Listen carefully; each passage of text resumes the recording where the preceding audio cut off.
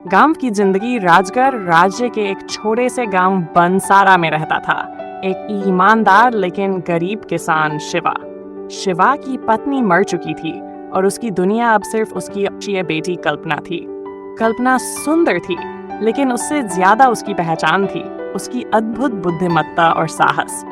गांव वाले कहते थे, अगर राजा को एक सच्चा सलाहकार चाहिए तो वह यही लड़की होनी चाहिए। लेकिन उनके घर की हालत खराब थी, टूटी हुई झोपड़ी, फटे कपड़े और खेत में सूखा पड़ा हुआ। राजगढ़ में इस समय बड़ा संकट था। राजा विक्रांत देव की अचानक मृत्यु हो गई थी। राजा का इकलौता बेटा युवराज समर राज्य से कई वर्षों से बाहर था और अब राजमहल के दरवाजे बंद हो गए थे। कोई नहीं जानता था युवराज कहाँ है। राजा के भाई भैरव सेन ने सिंहासन ले लिया, लेकिन हर कोई जानता था भैरव सत्ता के लिए कुछ भी कर सकता है।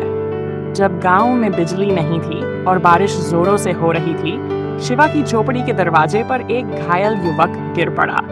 कल्पना और शिवा ने दरवाजा खोला और देखा एक अजनबी जिसके कपड़े गंदे और फटे थे, लेकिन उसका चेहरा चमकता था।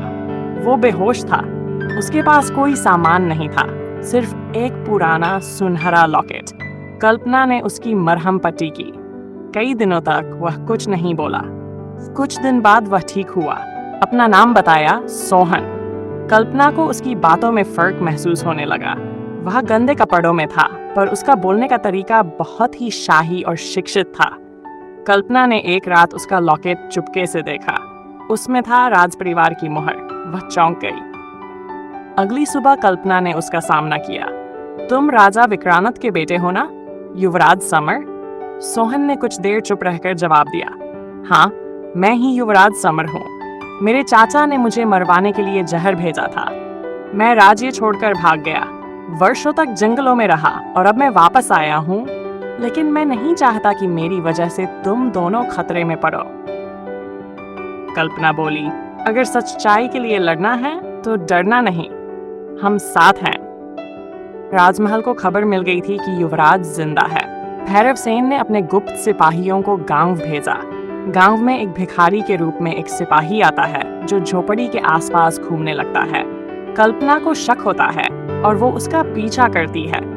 उसे पता चलता है कि भिखारी असल में गुप्तचर है जो शिवा के घर पर नजर रख रहा है। कल्पना एक योजना बनाती है। वो गांव वालों को इकट्ठा करती है और बताती है कि युवराज उनके बीच है और अब समय है सत्य की रक्षा करने का। गांव वाले भी तैयार हो जाते हैं। कल्पना, युवराज और गांव वाले गुप्त रास्तों से राजधानी की ओर निकलते हैं, लेकिन भैरव सेन के सिपाही जंगल में हमला कर देते हैं। शिवा बुरी तरह घायल होता है और युवराज को घेर लिया जाता है, लेकिन कल्पना एक जलती लकड़ी उठाकर सिपाहियों पर झपटती है। गांव के युवकों ने भी झाड़ियों में छिपकर हमला कर दिया।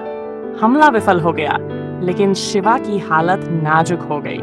महल में भैरव सेन राजतिलक की तैयारी कर रहा होता है।